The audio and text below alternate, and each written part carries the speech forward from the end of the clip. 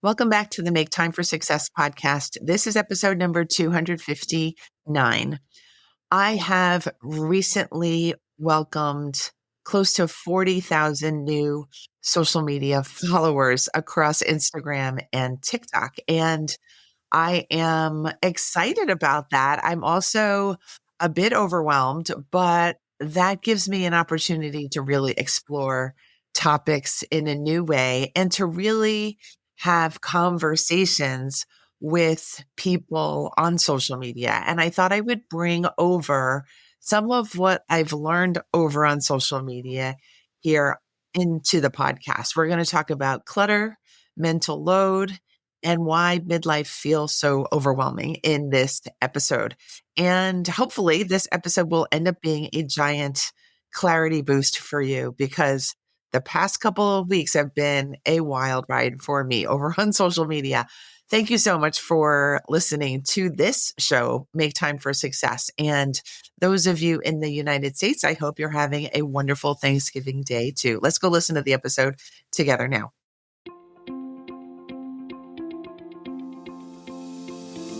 Hi, I'm Dr. Christine Lee, and I'm a psychologist and a procrastination coach. I've helped thousands of people move past procrastination and overwhelm so they could begin working to their potential.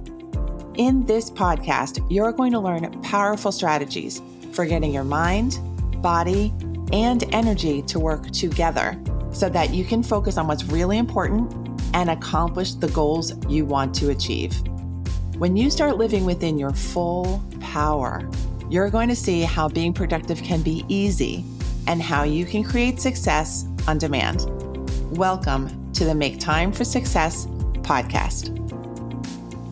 So I've promised you in the teaser to this episode that we're going to talk about a lot of different issues in this episode. And I'd like to start by talking about midlife mental clarity and flow because I've recently become obsessed with this topic. So not only am I interested in talking about procrastination and clutter, I am now interested in all the stresses that midlife women and men face. So there are so many responsibilities that we face in midlife: the care of aging parents, raising children, taking care of our homes, taking care of our health in different ways, making the different responsibilities, big and small, throughout every day. It can really feel like we've got a lot on our minds, a heavy mental load with no break.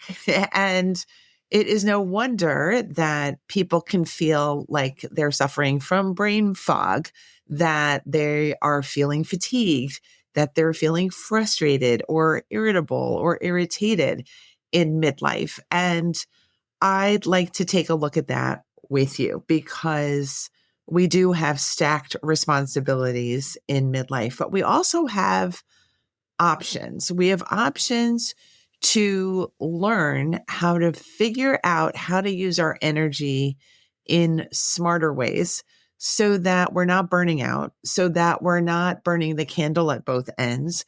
And so we are connected with ourselves in a deeper way, that we are making decisions based on what we like, what we value, what we need, instead of giving out all of our energy to other people, to things we don't enjoy, to things that are in conflict with our values. And I think when we do that, when we understand how to regulate our nervous systems, when we know how to make decisions, when we know how to communicate clearly, and all those skills come together, we end up feeling not only aligned within ourselves and with our environments, but we also feel this state of flow.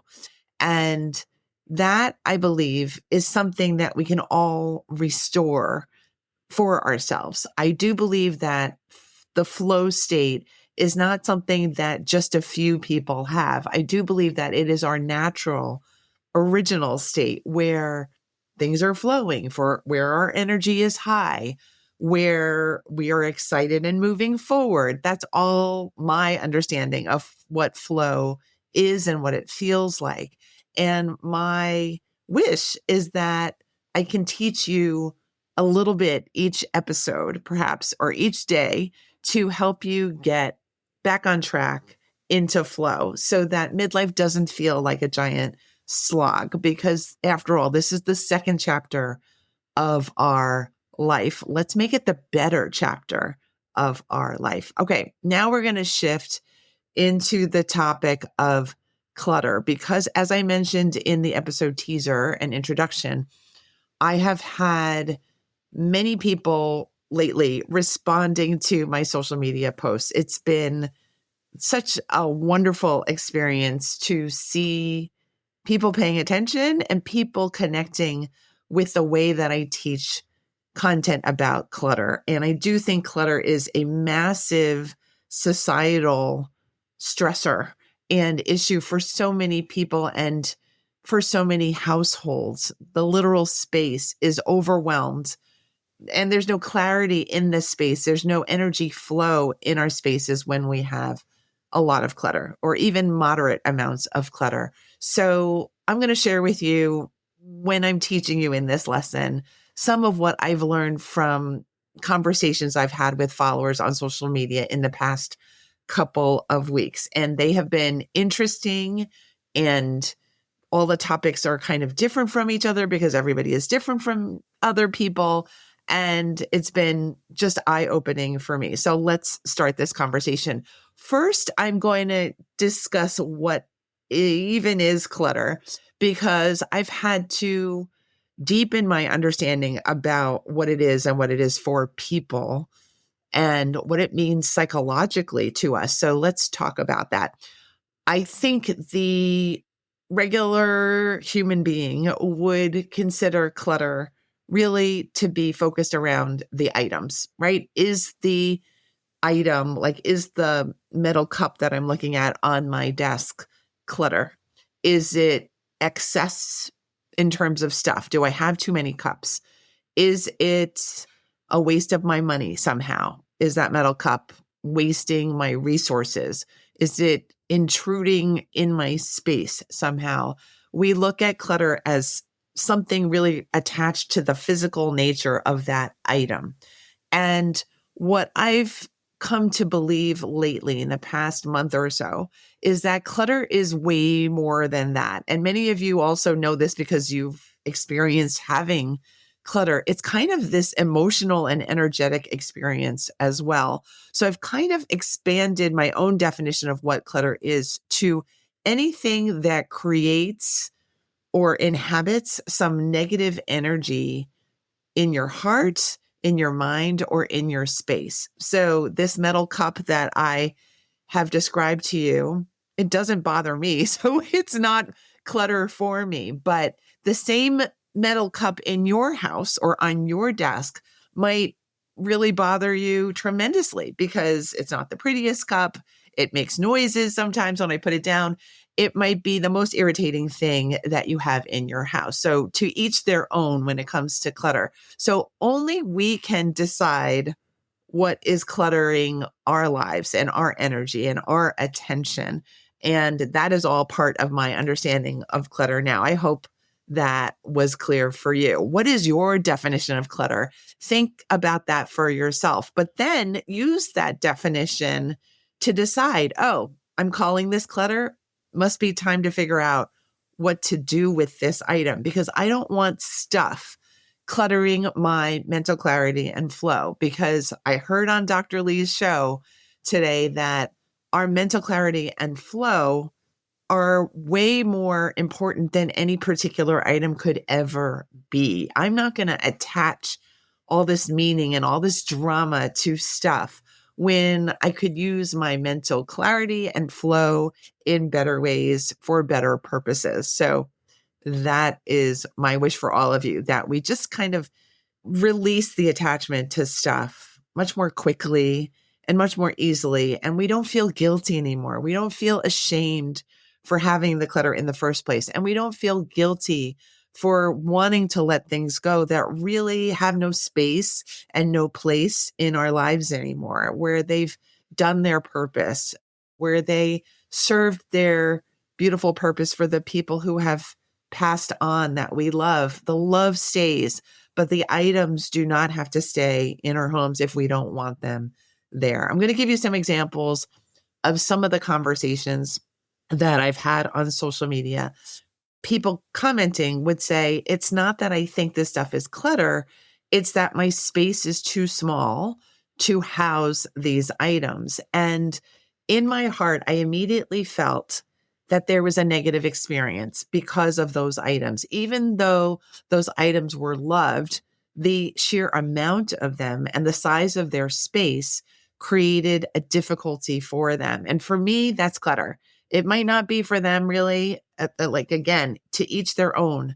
But what would it be like if this situation is your situation currently? What would it be like to experience space flow, to experience an abundance of freedom in your space where you don't have to think about being cramped and crowded and overwhelmed by your stuff anymore? I have a feeling you would feel that was like a gift, even though you might be in the other situation now where you feel like you have more stuff than you have space. So give that other side, the possibility of having spaciousness, a good try, at least in your mind right now, and see if you can have a different relationship with your stuff. It might just be the freedom that you've been looking for.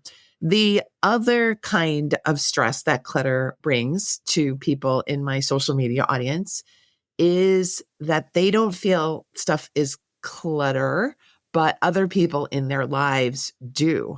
And I was sensing the interpersonal stress brought on by this stuff. And sometimes we lose sight of just how much stuff we're dealing with because, again, society teaches us all the time how important it is to collect stuff and be attached to stuff and buy stuff. So really, we're not faulting anyone. We're all just subjected to this messaging all the time. But what would it be like, again, with this second scenario of interpersonal stress about clutter? What would it feel like to not engage in that kind of conversation anymore? That you listen to what the stresses are, you either settle that conversation with that person or you try living with a little bit less to see, maybe they have a point. Whatever you decide, it's really just reducing the interpersonal stress as the goal there. We're reducing stress in general. That is a great goal to have for personal wellness, health, and an anxiety-free life. I love that as a concept. All right, the third concept or conversation set that I've been having online with followers is that clutter can cause an interruption in focus, this feeling of, oh, I don't even want to go there or look at it or deal with it. It's this really toxic state. And so the clutter is not only causing this external stress in the space, it's also causing this internal stress.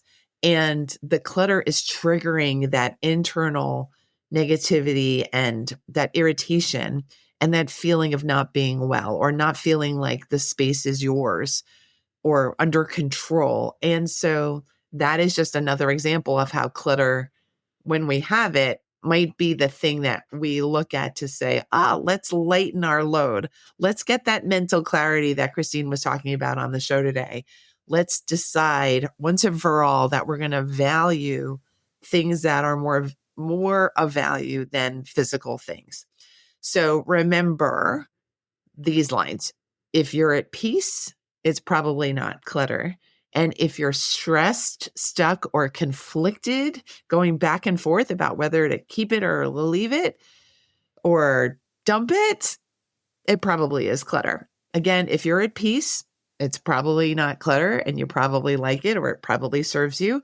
And if you're stressed and frazzled and irritated every time you walk into a room, there may be some clutter to deal with. So give yourself permission to have real clarity about what's going on in your life and in your space and with the clutter. And I think you'll find the path to lightness and flow soon after that. I mentioned a couple of minutes ago that we're all overwhelmed with the messaging about buying stuff. We're on Thanksgiving and about to head into Black Friday, Cyber Monday. I think there are other names for the weekend buying frenzy that we're about to head into on social media. We're getting lots of messages from every single store that you've ever even been curious about lately. And in midlife, we may experience a need for a turnaround from all this acquisition and all this accumulation that starts before we're born, really, with the what's the gender of the baby and that whole industry. I have a statistic that the US baby industry is estimated at $67 billion annually and is driven heavily by pre-birth purchases like clothing, toys, and decor. And it's no wonder that we feel like we need more stuff. We need stuff to feel comfortable.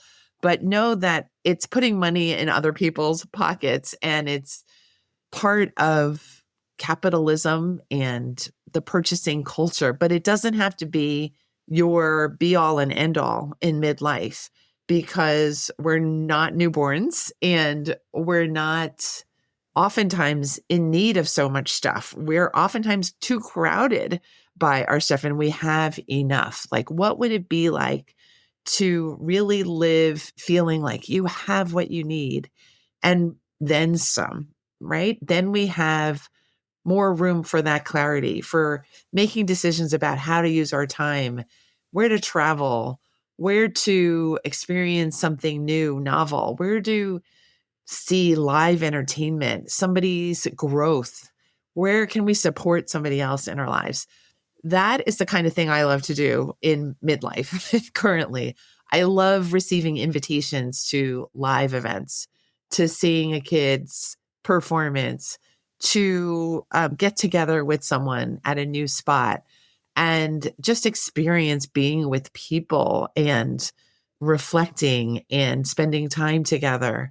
Think about that. That could really replace buying as your new dopamine hit, right? Instead of spending all of your income with the holiday sales, maybe figure out a calm and quiet way to say, I'm at peace. My nervous system is really serving me beautifully. I'm so happy. I'm so thrilled. And we can skip the online shopping or maybe do a little bit less of it. So I have a little less clutter to manage in the end, right? So remember, when I ask people what their core values are, I've never once heard somebody say stuff. Typically, we say things like achievement or being a vivacious person, being authentic. These are values. Remember not to put your values on stuff as much as you may have been taught to or trained to, because sometimes that could just generate emotional blockage and static. And we like our clarity. I know we do, because we like making time for success, or we wouldn't be here together on this show.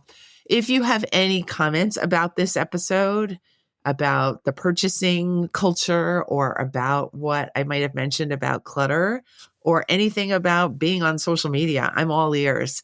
You can DM me on Instagram. I'm at Procrastination Coach on Instagram and on TikTok.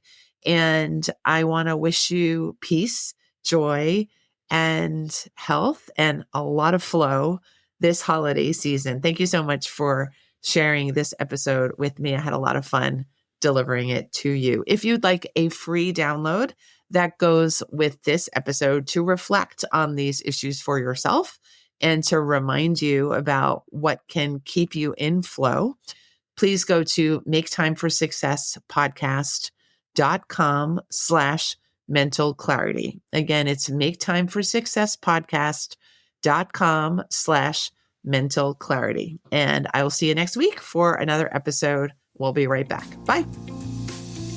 Thank you for listening to this episode of the Make Time for Success podcast. If you enjoyed what you've heard, you can subscribe to make sure you get notified of upcoming episodes. You can also visit our website, maketimeforsuccesspodcast.com, for past episodes, show notes, and all the resources we mention on the show. Feel free to connect with me over on Instagram too. You can find me there under the name Procrastination Coach. Send me a DM and let me know what your thoughts are about the episodes you've been listening to. And let me know any topics that you might like me to talk about on the show. I'd love to hear all about how you're making time for success. Talk to you soon.